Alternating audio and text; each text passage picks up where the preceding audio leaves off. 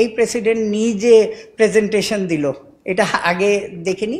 Plus যেটা হয়েছে যে ওনার এটা এই কম সময়ের মধ্যে আমরা বুঝে গেলাম যে উনি যে এই আফগানিস্তান বলেন, নানান জায়গায় বলেন, উজবেকিস্তান, নানান জায়গায় যে উনি কাজ করেছেন সেই এন্টায়ার ইনপুট উনি দিতে চাচ্ছে।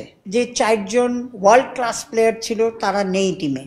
হয়তো আমাদের যা দেখছেন আপনারা, আমার কাছেও খারাপ লাগছে, আপনার কাছেও খারাপ লাগছে যে আমরা 200 রান করতে পারছি না। যেই উইকেটে 200 রান কিন্তু করা ইজি, আমি নিজে খেলছি না কিন্তু যেটা দেখি।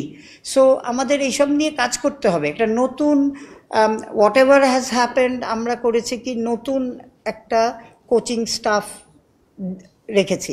সো তাদেরও টাইম দেন। আমরা যে অনেকে এখন অনেক মিডিয়াতে দেখছে এ খারাপ সে খারাপ, আমার মনে হয় এইটা বলার এখনও টাইমটা নাই।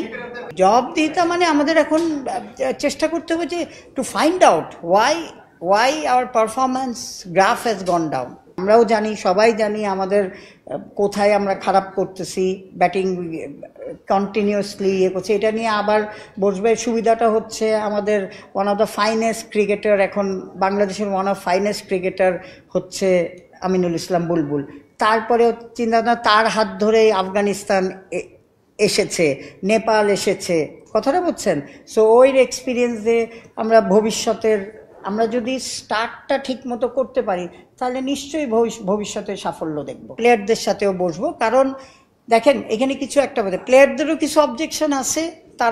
তারা মনে করে যে তাদের অনেক প্রাইভেসি নষ্ট হচ্ছে। সেই দুইটা জিনিসে আমরা একটা জায়গায় আসতে হবে। কারণ আমরা সবাই কিন্তু পার্ট অফ দিস ক্রিকেট। আমরা খারাপ বলতেছি, শুধু আমার খারাপ লাগছে না, আপনাদেরও খারাপ লাগছে। সো হ্যাঁ, বিরক্ত। তো সুতরাং যেই কথাটা বলতেছেন যে এটা যে ওরাই করেছিল, হ্যাঁ, তো ঠিক আছে। এখন ওইটাকে আমরা কোচ এর সাথে আসলে একটা তো এখন সিস্টেম করেছি, এটা কিন্তু আমিই করেছি 15 মিনিট, ঠিক আছে। সেইটাকে এখন কি করব এটা আলাপ না করে বলতে পারতেছি না। আগের কথা টেনেন না। আর রিকোয়েস্ট, এখন দেখি যে যেই প্ল্যানটা করা হচ্ছে যে এটা ডিসেন্ট্রালাইজেশন করা হবে, আমরা দুটো দিয়ে স্টার্ট করতে চাচ্ছি।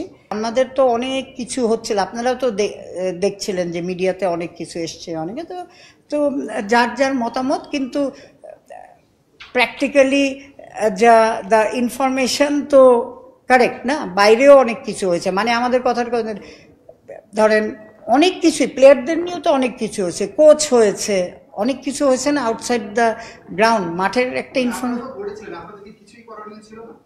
এখন দেখেন প্রেসিডেন্ট যদি, আমরা লিখেছি না, আপনি যদি আমাদের চিঠিটা পড়েন, প্রেসিডেন্ট যদি বলে, আমি যদি ডিসকাস করতো যে এই ডিসিশনটা আমি নিব, বিপিএল এর আজকে যদি রাজশাহী নিয়ে এত কথা, আমরা রাজশাহীকে আমরা পয়সা দিয়ে দিচ্ছি হচ্ছে প্লেয়ারদের, কারণ ইমেজটা আমরা ঠিক করার চেষ্টা করছি। ফার্স্ট হচ্ছে আমরা রিবিল্ড করতে চাই ক্রিকেট বোর্ডের ইমেজ সংকটে আছি আমরা।